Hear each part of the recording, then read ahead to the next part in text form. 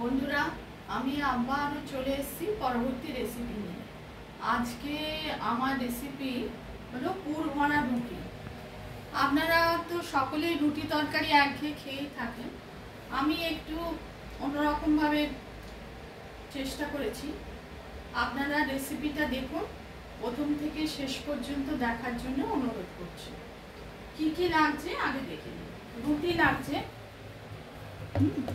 পেঁয়াজ, রসুন, ক্যাপসিকাম, গাজর, ধনেপাতা, নুন লাগছে, চিজ লাগছে, আর একটু চিকেনকে ম্যারিনেট করে রেখেছি নুন, গোলমরিচ, লেবুর রস আর হলুদ দিয়ে। রেসিপিটা শুরু করছি। একঘেয়ে আমরা রুটি তরকারি ভালো লাগে না অনেক সময়, সেই জন্যে আমি একটু আলাদাভাবে দেখাচ্ছি। স্বাদ বদল।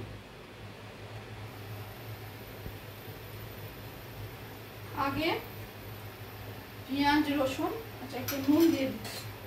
চিকেনটা তেলে একটু নুন দিয়ে দিচ্ছি। ম্যারিনেটেড চিকেনটা দেখুন, তাহলে দিয়ে দিচ্ছি।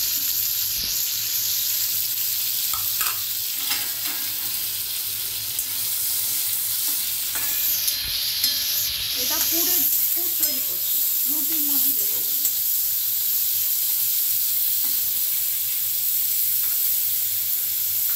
একটু পেঁয়াজ,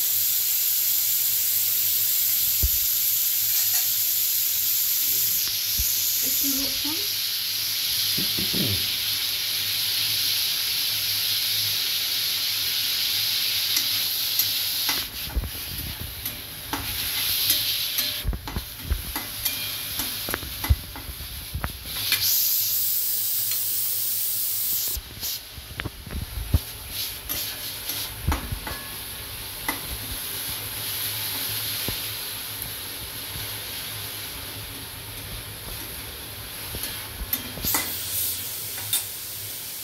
একটু ক্যাপসিকাম, একটু গাজর, আরো সবজি দিতে পারেন আপনাদের পছন্দ মতো।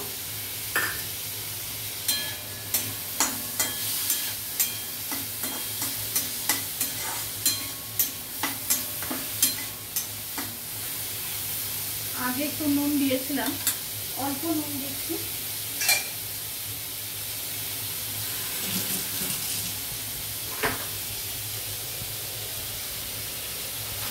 ব্ল্যাক পেপার দিচ্ছি একটু, অল্প, বেশি না।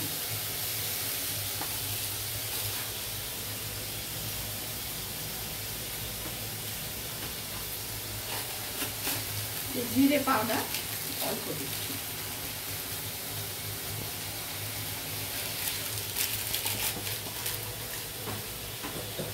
একটু শাহি গরম মশলা দিলে, শাহি গরম মশলা, শাহি গরম মশলা। নুন স্বাদ অনুসারে একটু দিয়েছিলাম, অল্প করে দিচ্ছি।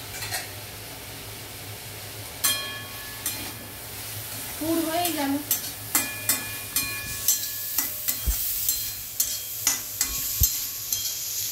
একটু ধনেপাতা দিয়ে দিচ্ছি। আপনারা অন্য সবজিও দিতে পারেন, আমি এইটুকু দিয়েছি। ধনেপাতা দিচ্ছি।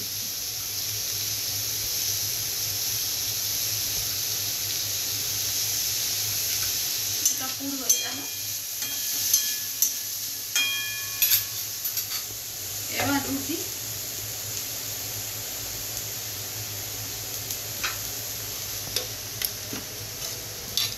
একটু অল্প ঘি দিয়ে, একটু ঘি দিলাম অল্প, বেশি নয়, কারণ সবাই এখন স্বাস্থ্য সচেতন।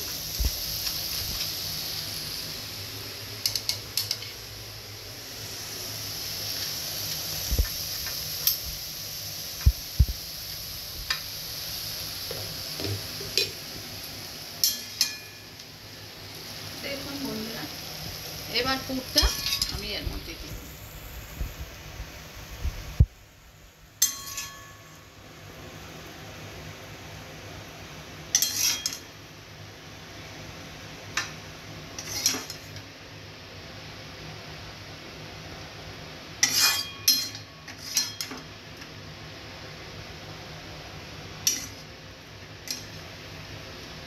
চিজটা বাচ্চা বড় সবার পছন্দ হবে, করে দেখতে পারেন।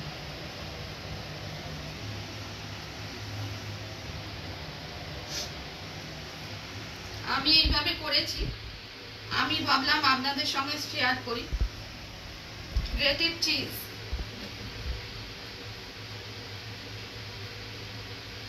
একঘেয়ে রুটি তরকারি এক একদিন এরম করেও দেখতে পারেন, না খেয়ে বাড়িতে থাকা কয়েকটি জিনিস দিয়ে কি সুন্দর বানিয়ে দিই।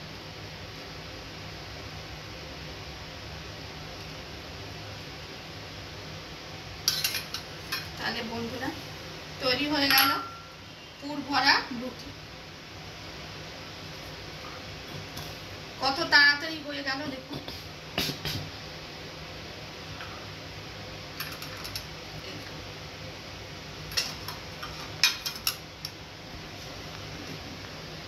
এবার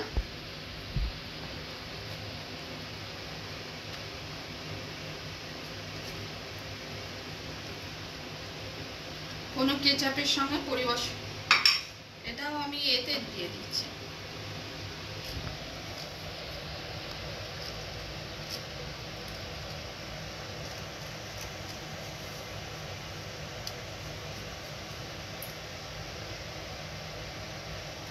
টমেটো কেচাপটা নিয়ে এসো।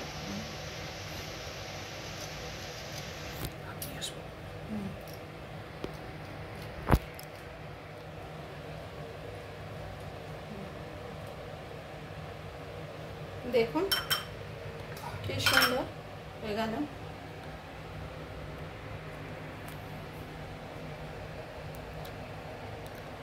টমেটো কেচাপটা দিচ্ছি, টমেটো কেচাপটা চলো, টমেটো কেচাপের সঙ্গে আমি পরিবেশন করব।